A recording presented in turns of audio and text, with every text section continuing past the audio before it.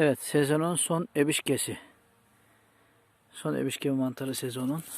Böyle poşete koyuyoruz. Evet, son kanlıcalar.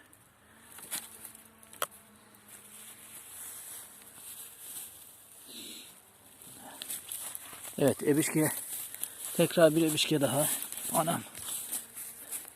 Ebişke ama alması zor. Sayın seyirciler. Nasıl alacağız? Bu ebişkeyi nasıl alacağız?